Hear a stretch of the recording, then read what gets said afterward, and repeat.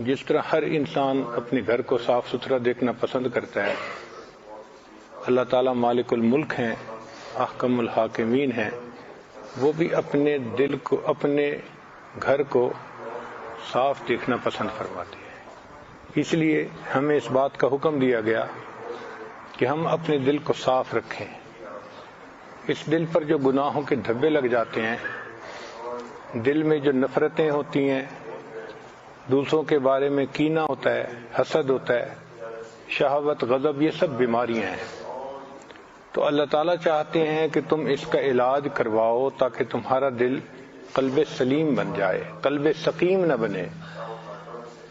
آج ہمارے دل میں بیماریاں بھری ہوئی ہیں، یہ قلب سقیم ہے۔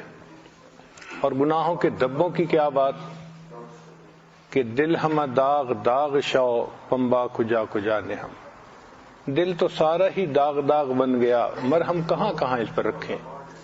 اس دل کا کام ہم نے اتنا خراب کر لیا۔ یہ تو جب انسان بنتا ہے یا بناتا ہے تب پتہ پاتا ہے، پہلے احساس نہیں ہوتا کہ بننا کتنا مشکل کام ہے۔ جب محنت کرتا ہے تب سمجھ میں بات آتی ہے کہ یہ کام آسان نہیں ہے، مشکل کام ہے۔ مصحفی ہم تو سمجھتے تھے کہ ہوگا کوئی زخم، مصحفی ہم تو سمجھتے تھے کہ ہوگا کوئی زخم، تیرے دل میں تو بہت کام رفو کا نکلا۔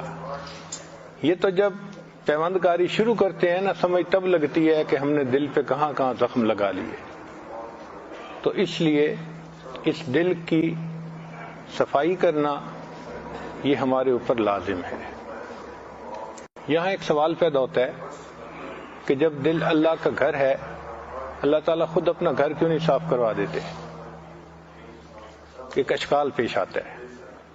تو بھئی دنیا میں دستور یہ ہے کہ جو مالک ہوتا ہے وہ کرایہ دار کو جب گھر کرائے پہ دیتا ہے تو ذمہ لگاتا ہے میرے گھر کو صاف رکھنا۔ تو گھر کو صاف رکھنا کرایہ دار کی ذمہ داری ہوتی ہے، اور اگر وہ صاف نہ رکھے تو مالک اس کو کئی دفعہ کرائے پہ دینا ہی بند کر دیتا ہے، نکل جاؤ نکال دیتا ہے۔ اس دنیا میں یہ دل ہمارے اختیار میں ہے، تو اللہ تعالیٰ نے ہمارے ہی ذمہ ڈال دیا کہ میرے گھر کو صاف رکھنا بھی تمہاری ذمہ داری ہے۔ اب یہ جو دل کا گھر ہے، اس میں انسان کے بہت سارے بت آ جاتے ہیں۔ جیسے بیت اللہ شریف میں 360 بت رکھے گئے تھے، ہمارے دل بھی بت سے بھرا ہوتا ہے کئی مرتبہ، تخیل کے ہوں یا نفسانی شیطانی محبتوں کے ہوں، یہ سب کے سب بت ہوتے ہیں۔ کہیں دنیا کا بت ہے، کہیں کسی عورت کا بت ہے۔ اب ان بتوں سے اس گھر کو خالی کرنا، دیکھیں اللہ تعالیٰ نے اپنے بیت اللہ کو خالی کروایا نا بتوں سے، اپنے محبوب صلی اللہ علیہ وسلم کے ذریعے سے۔ ایسی ان کی مدد فرمائی کہ 10 سال کے قلیل عرصے میں ہجرت کے بعد پھر ان کو دوبارہ واپس پہنچا دیا۔ اور نبی علیہ السلام نے فرمایا الحمدللہ وحدہ نصر عبدہ وحدم الاحزاب وحدہ۔ اس ایک اللہ نے سب گروہوں کو شکست عطا فرمائی، اس نے اپنے بندے کی مدد فرمائی۔ تو ہمارے اوپر بھی لازم ہے کہ ہم بھی اس اندر کے بیت اللہ کو بتوں سے پاک کرنے کے لیے اللہ سے مدد مانگے، اور اللہ مدد فرماتے ہیں۔ اگر کوئی مخلص ہو کے کوشش کرے، اللہ تعالیٰ مدد کرتے ہیں۔ چنانچہ چند کاموں میں اللہ تعالیٰ کی مدد لازمی ہوتی ہے۔ کوئی بندہ مسجد بنانے کی نیت کر لے اخلاص کے ساتھ، اللہ تعالیٰ اس میں اس کی مدد فرماتے ہیں، اس کو لیٹ ڈاؤن نہیں ہونے دیتے۔ بیٹی کا رشتہ، اگر کوئی نیت کر لے کہ میں نے بیٹی کی شادی کرنی ہے، اسباب بے شک نہ ہوں، اللہ تعالیٰ ہمیشہ بیٹی کو عزتوں سے رخصت کروائیں گے۔ کبھی نہیں ہوتا کہ انسان کو ذلت اٹھانی پڑے اس کام میں۔